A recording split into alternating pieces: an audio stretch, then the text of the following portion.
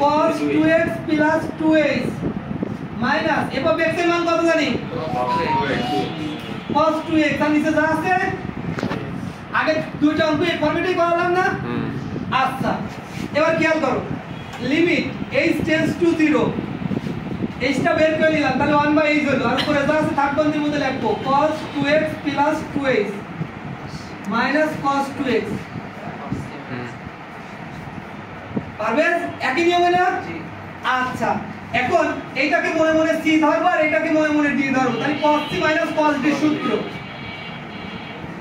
cos c minus cos d সূত্র হলো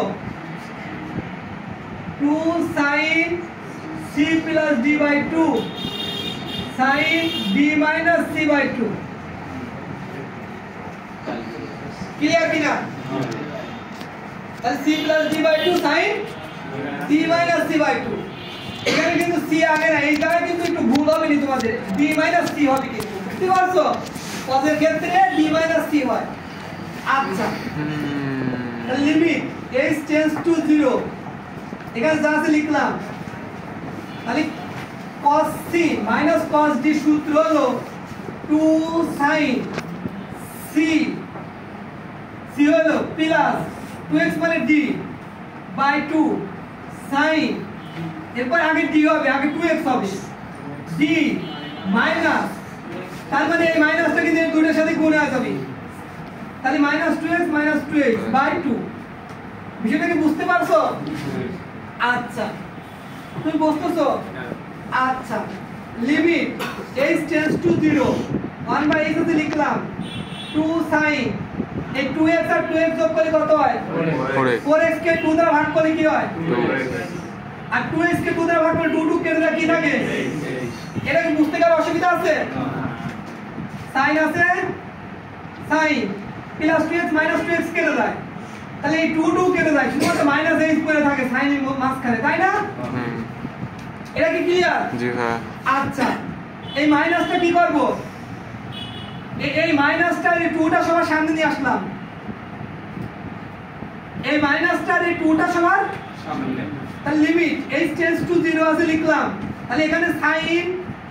2x plus h আছে লিখলাম sin 2x প্লাস h আছে লিখলাম এখন কথা হলো এই মাইনাস যেহেতু চলে গেছে তার মানে এখানে কি পড়ে আছে sin h পড়ে রয়েছে আর sin h পড়ে থাকলে আমরা জানি যে sin θ বাই θ ফরম্যাটে যেতে হবে তাহলে তার মান কি লিখতে পারি 1 আর এই sin θ বাই θ এর সামনে আমরা জানি লিমিট θ এর মান 0 এমন লেখা থাকে শর্ত লেখা থাকে তাহলে এই শর্তটা আবার কপি করে নিতে বসাই দিলাম লিমিট h এর মান 0 তাহলে sin h পড়ে রয়েছে লিখলাম আর এখানে নিচে তার একটা h দরকার তাই না তাহলে 1/h উল্টা হয়ে যায় এখানে খালি h জায়গা 1/h যদি উল্টা h/1 হয় নিচে ওর দাম আছে বিষয়টা কি বুঝছো আচ্ছা তাহলে -2 আছে 2 রাখলাম এই h এর মান 0 তাহলে এখানে h এর জায়গায় 0 বসাই দেব তাহলে sin 2x